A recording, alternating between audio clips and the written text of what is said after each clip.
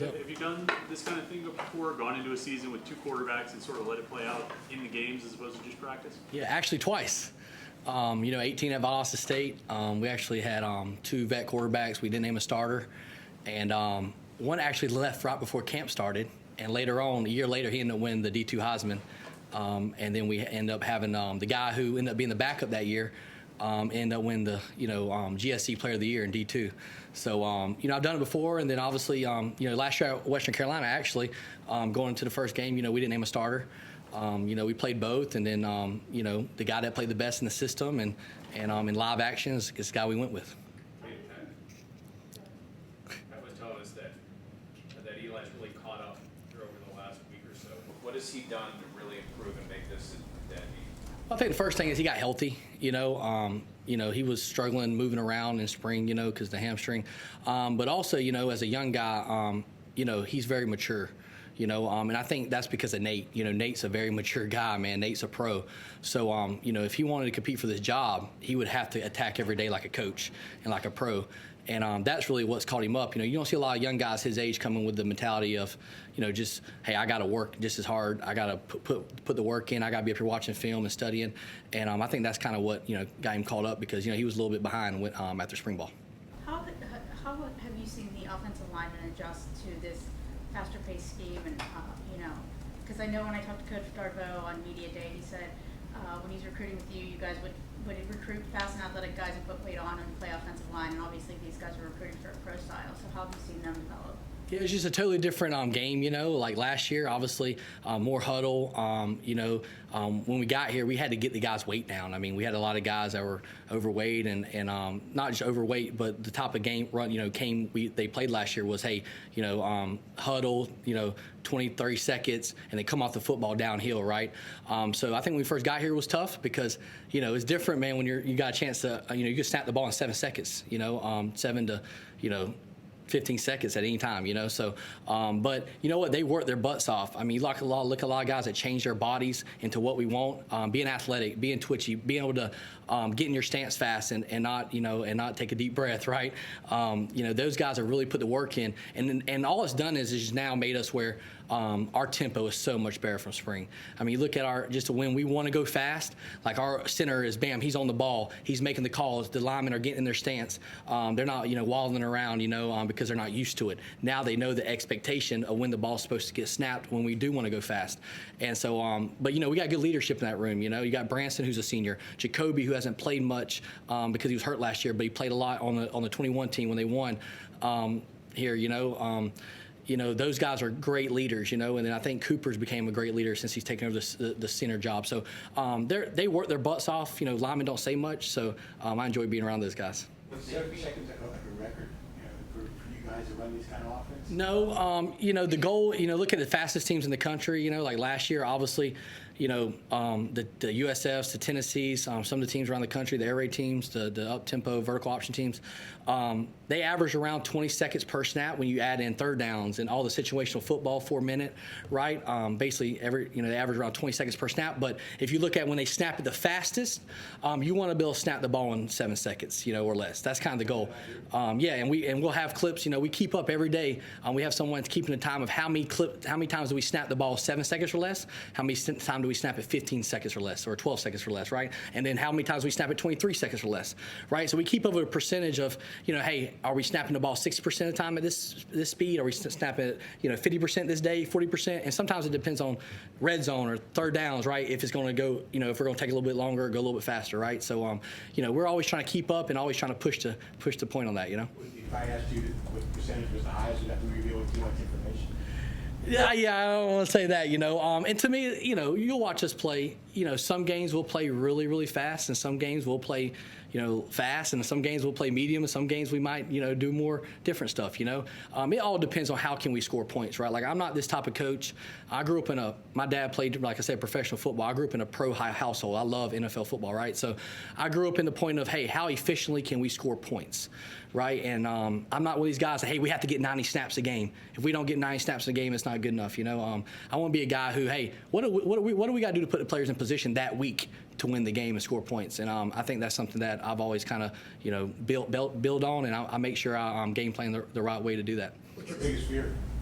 Biggest fear? Any offense. I think any team is staying healthy. When you have a great year, man, usually you're healthy, right? You stay healthy. Like in 18, we won national championship, man. We had one starter out at skill position for 3 or 4 games, and we had one lineman out for 2 games, right? We played 14 games. We were a healthy team. Our best players were on the field, guys that can make an impact, You look at last year at Western Carolina, the first 7 games, I mean, we were, leading the country in rushing and passing at one point. And we were super explosive, and we just had some crazy injuries, that kind of hurt us up front. And then Desmond obviously being out, he was leading the country in rushing after his first 7 games. And then, he was out for 4 weeks. So, we just got, stay healthy. And if we do that, man, I feel good about our guys. But execution-wise, what's your biggest fear? Yeah, obviously, it's new, right? It's new, and you want perfection. That's what we're striving for every day, right? I think the biggest thing is understanding, what I want in games when it comes to, attacking defenses and what the expectation is for certain plays, right? Like when I'm game planning certain plays, what I want the quarterback to do. Same thing with the offensive line. Like when we call certain protections, what we're trying to get accomplished in that protection. Or same thing with the run game and RPOs. Like what are we trying to get it done, right? Like can we go out there and make adjustments, right? Like I think football's changed a lot. I think a lot of DCs are like offense coordinators now. It's not like the old days where, you line up and you get the same defenses, like DCs these days are young guys and they do a lot of creative things, and sometimes they don't even do what they do on film, they're game planning you. So for me, I think the biggest thing for us is like with this roster, how fast can we adjust and make an adjustment after the first or second drive, right? Let's not wait till halftime. Now we have the iPads, which are awesome. How much faster can we make adjustments and get into the right plays or get into the right tempo to have success? And I think that's one of those things about to being consistent. You got to be able to make adjustments, Spoke on Cooper winning the starting job in center. What allowed him to separate himself from Terrence? I think the one thing about Cooper is he's just nasty, man. He's got some prick to him, and he can move. He's very athletic. Our center has to do a lot of things. He's got to be able to move, and Timo's gotten a lot better, man. He's worked his butt off. He's been in the meeting rooms, man. He knows basically every position too. But I think Cooper just has a lot of juice, and I think he can do some things athletically that we really like. Kade, when I watch your offense, I see in the past years, I've seen running backs used in so many various ways as far as catching the ball. How Desmond's a guy that he's used to it, right? Yeah. How have guys like Rodney and Derek taken on learning that part of it? And how has Desmond led them in learning that part of the game? Yeah, I think that's a big part of it. I think that's one of the biggest things. Run plays are run plays. Blocking schemes are blocking schemes. But having Desmond here, helping teach the passing game. Like understand the pass concepts, not just run concepts, right? And understand what we're looking for when we're reading, because like we're going to coach our butt off and we're going to be detailed. Like our running backs, we teach them read coverages and read levers. Like we're not just out there running routes. We're trying to develop them for the next level, right? So guys like Rodney, I think he's a 3-down back. Like I think he's a guy who can catch out of the backfield.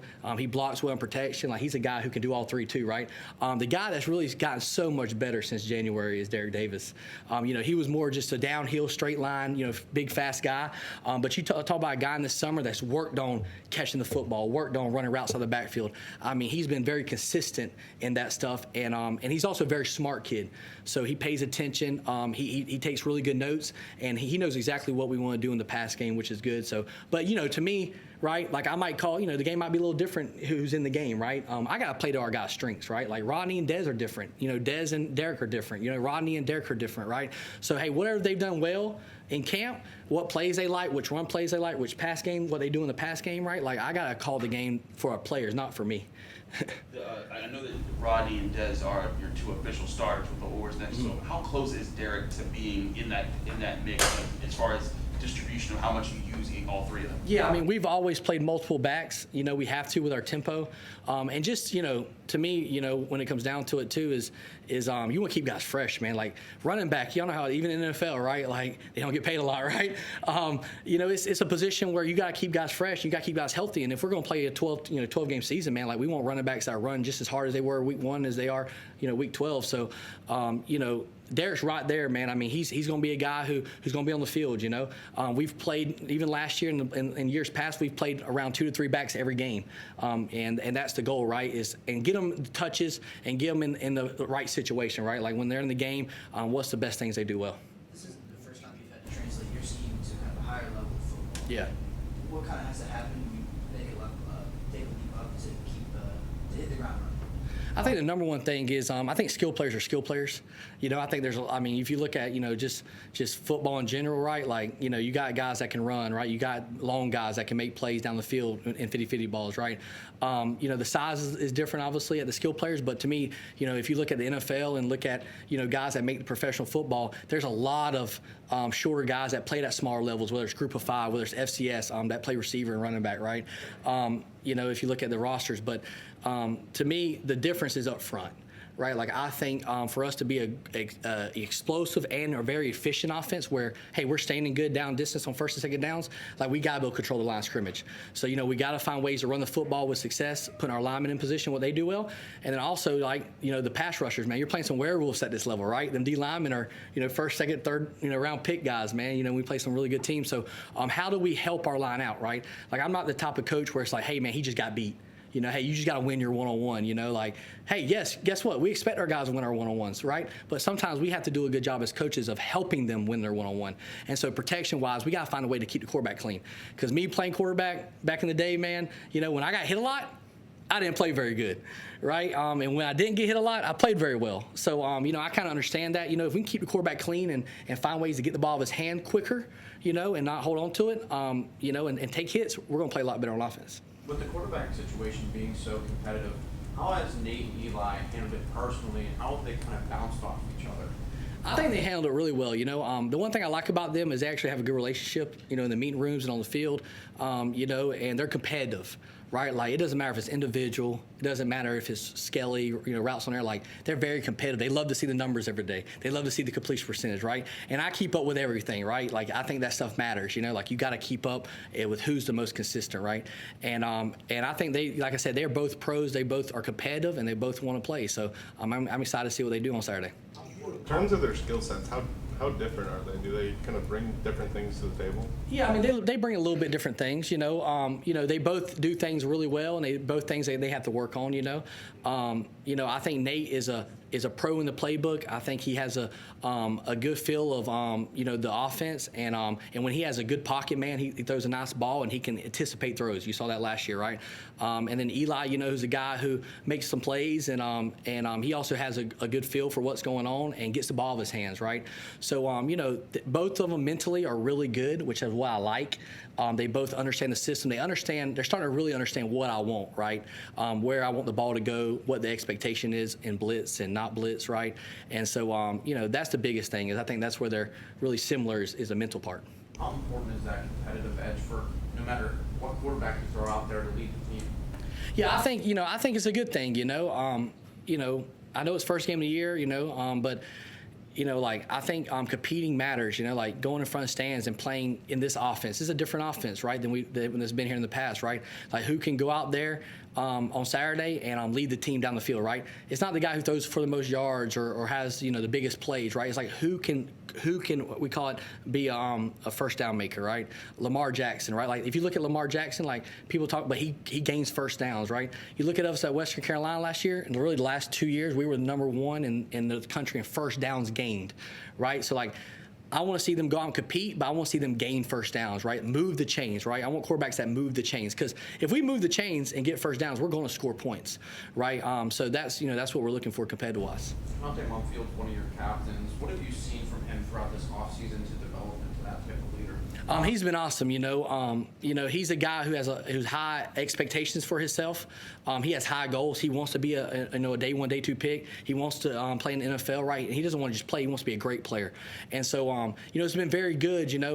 He's been at Akron, and then he's been here with basically two different coordinators, I believe. Or no, he's been here, but now two different coordinators. But biggest thing with him is we had to gain his trust.